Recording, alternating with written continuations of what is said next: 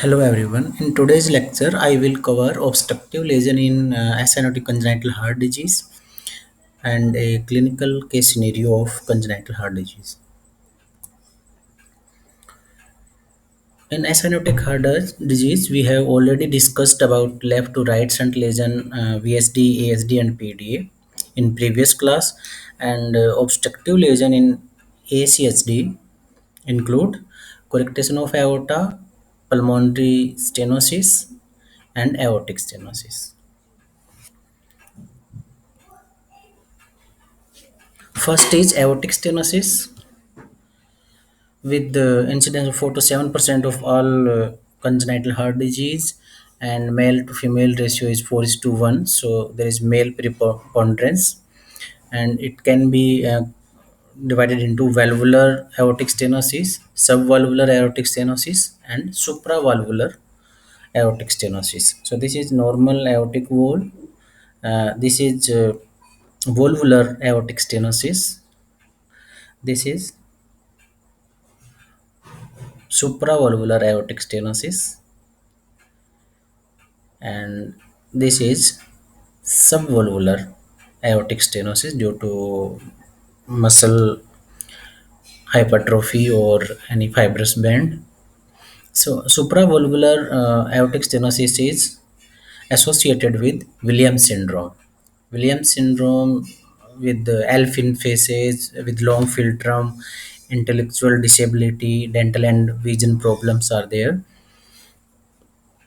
Then, clinical features of aortic stenosis include dyspnea on exertion, chest pain, and syncopal attack. And critical aortic stenosis in newborn will present as shock without sepsis and left ventricular failure or CHF. Then left ventricular, this is aortic stenosis will lead to left ventricular outflow obstruction. So this left ventricular outflow obstruction is overcome by raising the systolic pressure by concentric left ventricular hypertrophy. So this is left ventricular hypertrophy, and this left ventricular hypertrophy and pushing the blood against resistance by left ventricle will produce a typical anacrotic pulse of aortic stenosis, also called parvus et tardus, which is slow rising, twice beating, and both in systole. So slow rising, twice beating pulse, characteristic of aortic stenosis.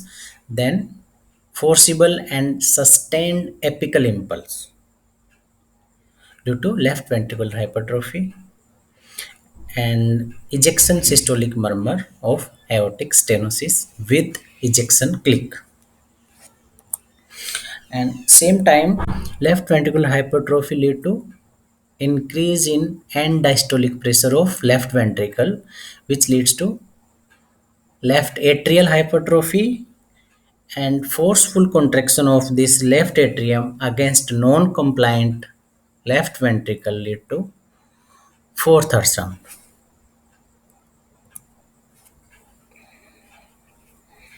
So in mix of aortic stenosis, this is left ventricular outflow obstruction. So S1 will be normal, and increased resistance lead to delayed closure of aortic wall. So A2 will be delayed. So there will be narrow splitting of the second heart sound. A2 comes first, then P2. So if A2 delayed, then there will be narrow splitting or maybe single second sound in moderate aortic stenosis, and in severe aortic stenosis there will be paradoxical split.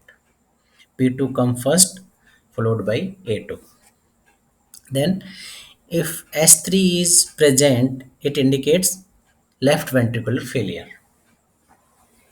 or CHF, and S4 will be present in severe stenosis when left atrial hypertrophy is there, and left ventricular and left atrial hypertrophy is there. And constant ejection click is there in valvular aortic stenosis. Okay, then murmur is ejection systolic murmur. It is diamond shape or crescendo decrescendo type of murmur, and the peak of the murmur in mild cases comes early, and in severe cases the peak will be delayed. So timing of peak also prognosticate the severity of the aortic stenosis. Then in X-ray, there will be normal cardiac shadow or no cardiomegaly. If there is cardiomegaly, it indicates left ventricular failure. And ECG will show left ventricular hypertrophy or left axis deviation, and strain pattern is there of ST segment depression and T wave inversion if aortic stenosis is severe or critical. Then management of aortic stenosis include prostaglandin E2 infusion in newborn presenting with critical aortic stenosis to maintain the patency of ductus arteriosus, because in critical aortic stenosis in newborn, the systemic flow is dependent on ductus arteriosus. So, duct dependent systemic flow. To maintain the duct dependent systemic flow, we have to give prostaglandin E2, and procedure of choice in emergency is balloon valvuloplasty. And when balloon valvuloplasty is not possible, then surgical repair. So balloon valvuloplasty is mostly done in valvular aortic stenosis, and most common complication of balloon valvuloplasty is aortic regurgitation. Okay, so uh, apical impulse. So we have seen that apical impulse in left ventricular hypertrophy is having apical impulse. So apical impulse is lowest and outermost point of definitive cardiac impulse, and location in infant is fourth intercostal space just lateral to midclavicular line, and in fifth intercostal space on midclavicular line, and in older children and adult it is in fifth intercostal space medial to midclavicular line. So with age, apical impulse shift downward and medial. Now the type of apical impulse, having apical impulse is sustained and forceful impulse and well localized.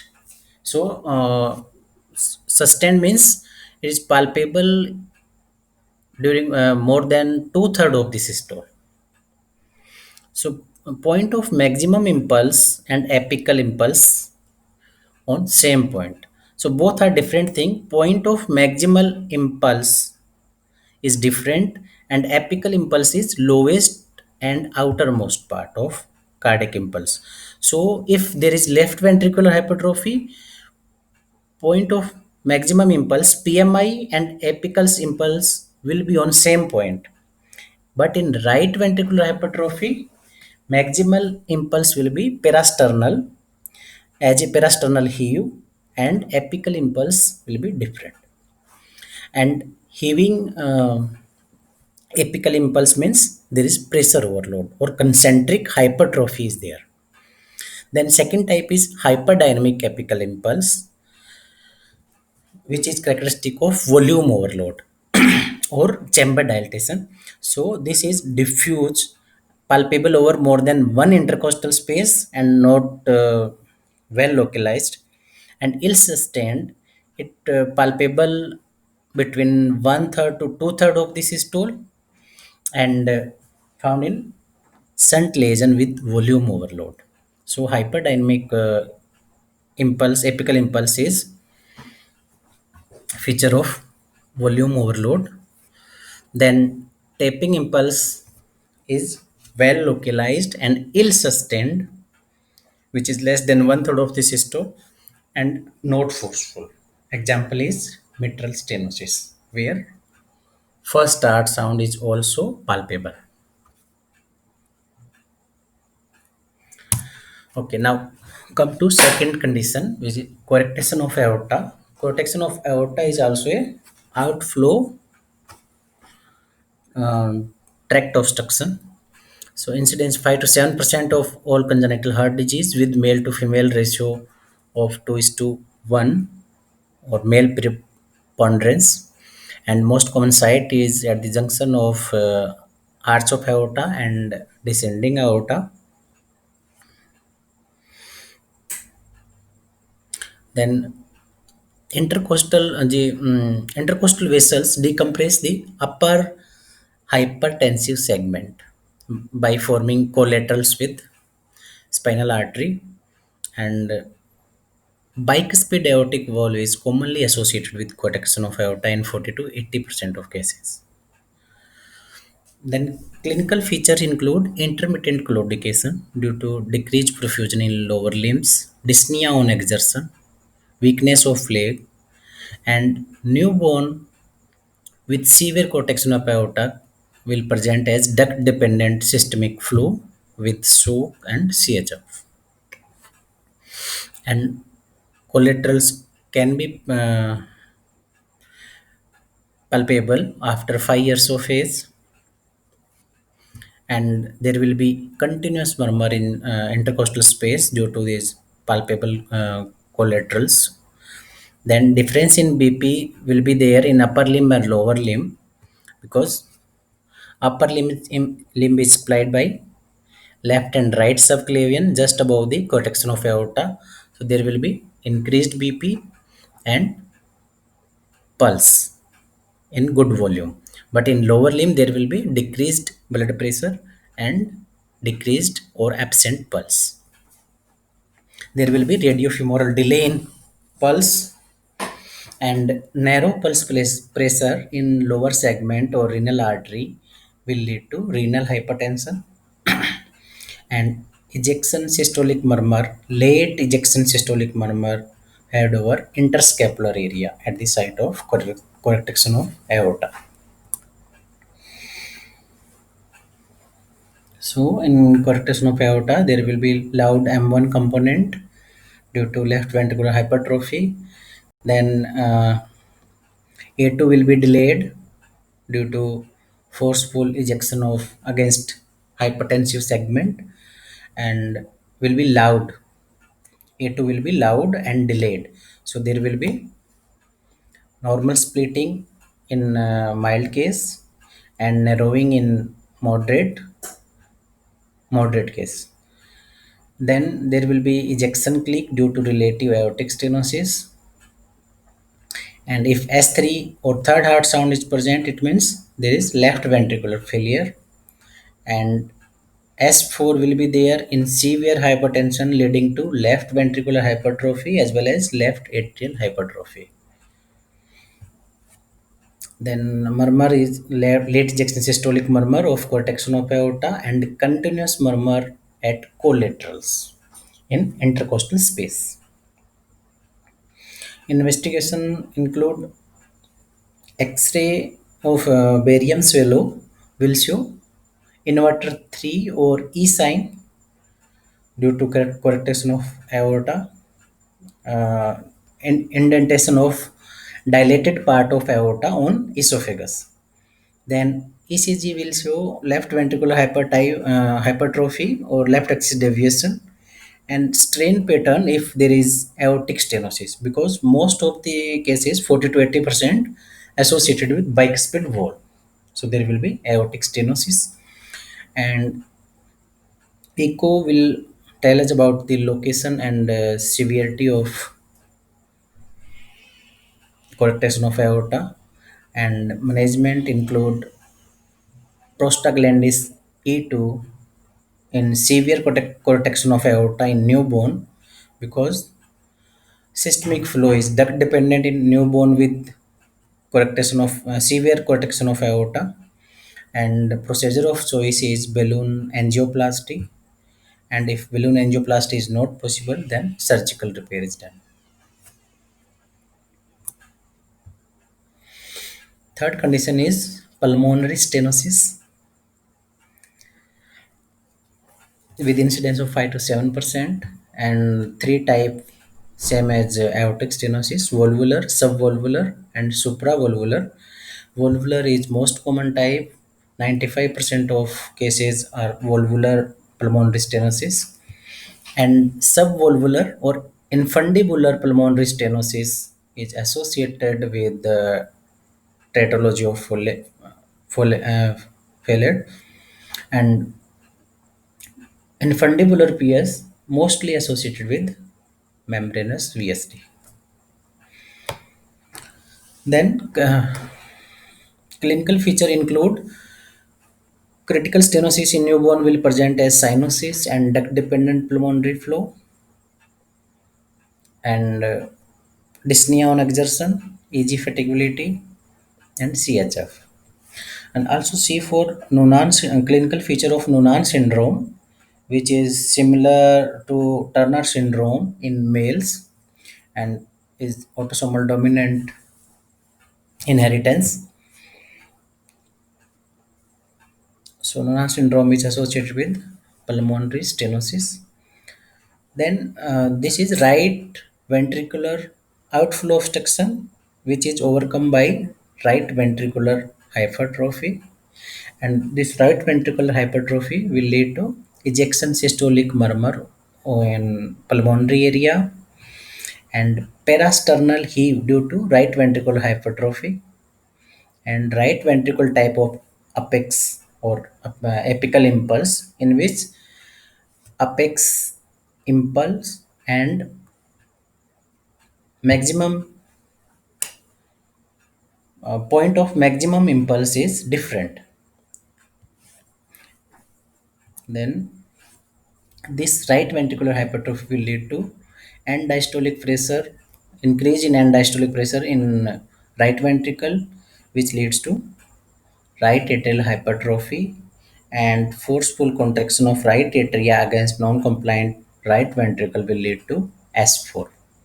And if there is patent foramen ovale, it will present as cyanotic disease. Similar as in newborn, when like newborn present with critical pulmonary stenosis with cyanosis, because foramen ovale is patent in newborn and there will be right to left side.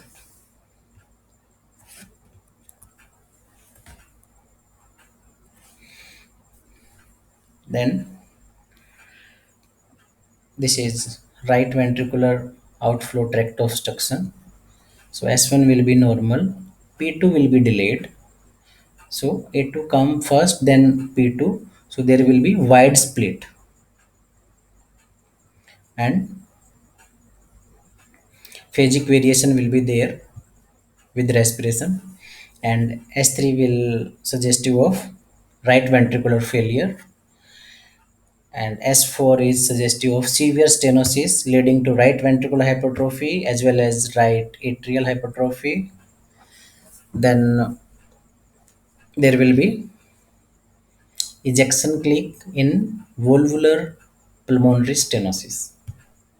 Murmur will be ejection systolic murmur, and same as aortic stenosis, it is diamond shape or ascendo decrescendo type of murmur, and peak is related to severity of the pulmonary stenosis. More severe the pulmonary stenosis, more late peak of the ejection systolic murmur. And in X-ray, there will be oligemia and no cardiomegaly. If there is cardiomegaly, it is suggestive of right ventricular failure. ECG will show right axis deviation, and echo will tell us about the type of pulmonary stenosis and severity of pulmonary stenosis. like in aortic stenosis, by measuring the pressure gradient. So in both the condition, aortic stenosis and pulmonary stenosis, if pressure gradient is between 20 to 40, it is mild disease, and if between 40 to 70 is moderate, and more than 70 is severe stenosis. Management include prostaglandins E2 in newborn, where pulmonary flow is duct dependent, and procedure of choice is balloon valvuloplasty. And if valvuloplasty is not possible, then surgical repair. Now come to clinical case scenario. A 7-month-old male child with typical facial features of or phenotype of presented with dry cough and fast breathing since 5 days, fever since 2 days, and failure to thrive, with weight of 5 to 8 kg and birth weight was 3.5 kg. There is history of similar illness and get admitted 2 months back, and there is no history of cyanosis, feed regurgitation, ear discharge or convulsion. So look for facial features. There is depressed nasal bridge, short nose, increased intercanthal distance with epicanthal fold, and upward eye slant, open mouth with tongue protrude. So low set ears. So this is typical feature of Down syndrome. So this is Down phenotype. So now by history there is cough, breathlessness, fever, and failure to thrive.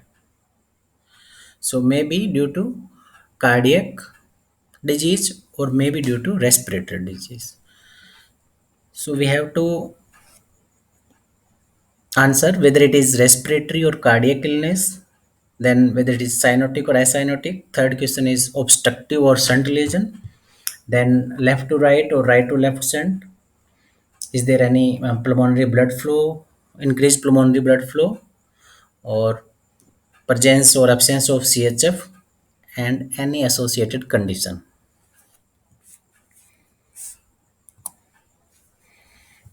First question in this case we have to answer is whether it is respiratory or cardiac illness. So predominant symptom here is breathlessness. Okay, so breathlessness which can be cardiac or respiratory, airway disease, and this fast breathing associated with dry cough. Sorry, I forget to mention here dry cough with fast breathing. So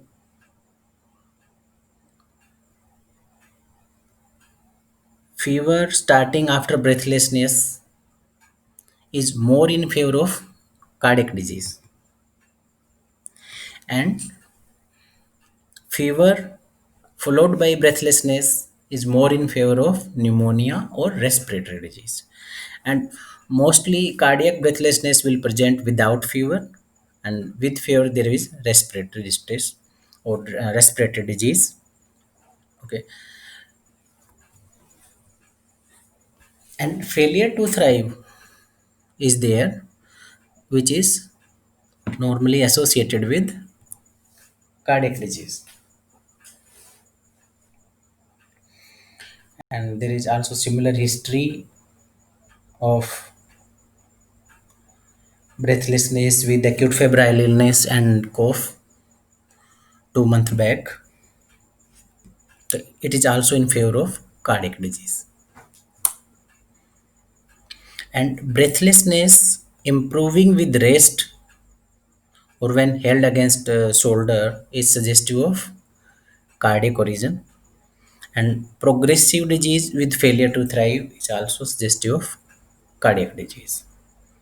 So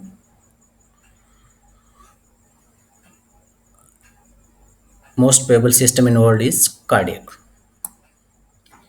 Then whether it is cyanotic or acyanotic heart disease. So there is no history suggestive of cyanosis. So most likely it is acyanotic congenital heart disease, but some cyanotic heart disease can present as acyanotic or without cyanosis, like total anomalous pulmonary venous return, pink TOF, or any single ventricular physiology without pulmonary stenosis. So any visible without any visible cyanosis, you can not rule out the cyanotic cyanotic heart disease. So generally, only weight is affected in acyanotic heart disease, and in cyanotic heart disease, weight and height both will be affected. And on examination, you can do hyperoxia test to differentiate respiratory and cardiac disease, and you can measure SpO2 measurement. So clinical cyanosis will be seen in SpO2 or saturation below 85 or 80. So any cyanotic heart disease with saturation between 85 to 95 will be missed on clinical examination. Then baseline tachypnea is suggestive of increased pulmonary blood flow, so in favor of shunt lesion. Then suck rest suck cycle is suggestive of CHF. Then increased precordial activity is suggestive of volume overload. Cardiac chamber dilatation due to volume overload. So again it is in favor of shunt lesion and increased pulmonary blood flow and shunt, left to right or right to left. But if there is no cyanosis, mostly it is left to right shunt. If there is cyanosis, it is right to left shunt. And syncope is symptom of obstructive lesion with chest pain, and CHF is sign of both obstructive as well as shunt lesion. Recurrent chest infection is suggestive of increased pulmonary blood flow and shunt lesion, left to right shunt lesion. Then look for any dysmorphism to find out any associated condition like Down syndrome in this child. So facial feature or phenotype is suggestive of Down syndrome in this child. Similarly, aortic stenosis is common in associated with Williams syndrome, and pulmonary stenosis is associated with Noonan syndrome. So, the 7-month-old male child with Down phenotype presented with cough with respiratory distress for 5 days, fever since 2 days, and with failure to thrive, and a history of fast breathing and suck rest suck cycle are there since 2 months of age, with one similar episode of acute respiratory illness in last 4 months, and there is also history of developmental delay in all four domains with DQ of 60.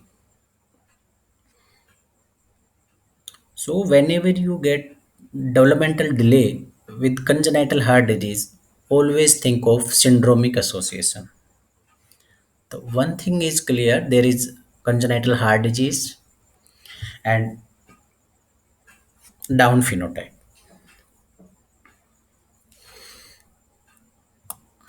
On examination, heart rate is 160 per minute and respiratory is 64 per minute.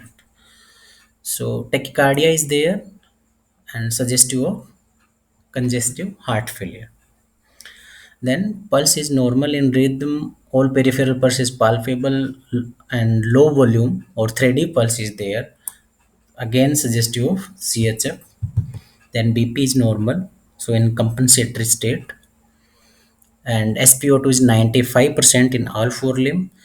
SpO2 is also called fifth vital sign in cardiac case. So SpO2 is normal, so suggestive of acyanotic heart disease, then increased precordial activity and hyperdynamic apex with visible pulsation in fifth intercostal space lateral to midclavicular line. All are suggestive of volume overload. So hyperdynamic apex is feature of volume overload, and apex is palpable in fifth intercostal space lateral to midclavicular line. Normally in infancy it is situated in fourth intercostal space and just lateral to midclavicular. So apex is shifted downward and lateral suggestive of cardiomegaly. In eccentric or concentric hypertrophy there will be no cardiomegaly. So here is cardiac chamber dilatation due to volume overload. So most probably it is shunt lesion. Then S1 normal with wide and fixed split. Wide and fixed split S2 is feature of atrial septum defect with normal P2, and partial anomalous pulmonary venous connection can also present similar to ASD. So there will also wide and fixed split S2. Then there is pansystolic murmur of grade 4 with thrill at left lower sternal border and mid diastolic flow murmur. So pansystolic murmur is suggestive of VSD, MR or TR with grade 4 at left lower sternal border. Murmur can be radiated from one place to another, but thrill is present at left lower sternal border. And thrill is always, maximum thrill is always present over underlying cardiac defect. So thrill is present at left lower sternal border. So most probably it is VSD, suggestive of VSD. And again, diastolic flow murmur is suggestive of volume overload, which can be in ASD, PDA, and VSD.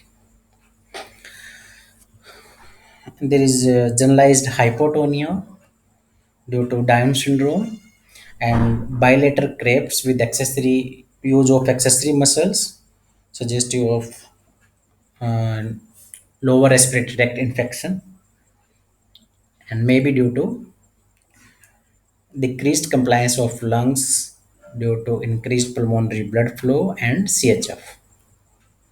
And intercostal retraction is present. So both are suggestive of lower respiratory tract infection and CHF.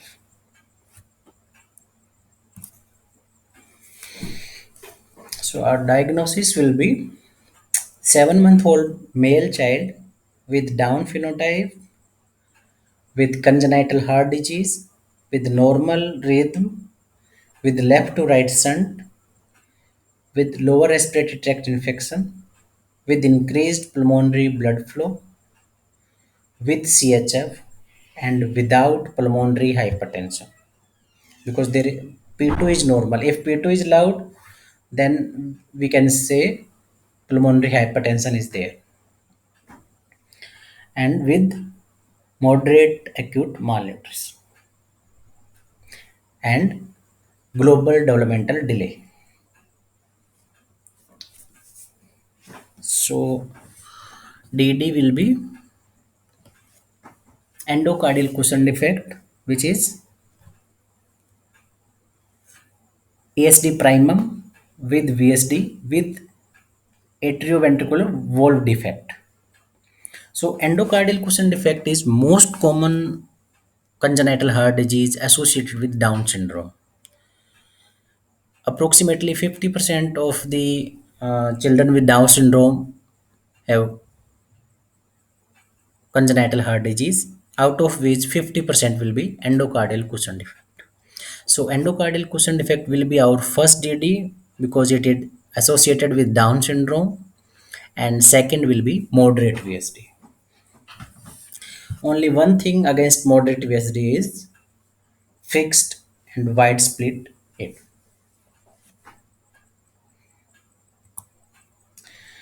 Other DDs are ASD, but only ASD will present late in childhood, not in infancy, and systolic murmur with thrill is against ASD. Then in PDA there will be bounding pulse and murmur at Erb's area is against PDA. Then PAPVC will present same as large ASD. So ejection systolic murmur with thrill is against PAPVC, and TAPVC unobstructed TAPVC can present as acyanotic heart disease, and obstructed TAPVC or infracardiac TAPVC present with cyanosis. So TAPVC of unobstructed type, but there is SpO2 is normal in this child. So and ejection systolic murmur is against TAPVC. So it is ruled out. And this is all for today. Next class will be on cyanotic congenital heart disease. Thank you.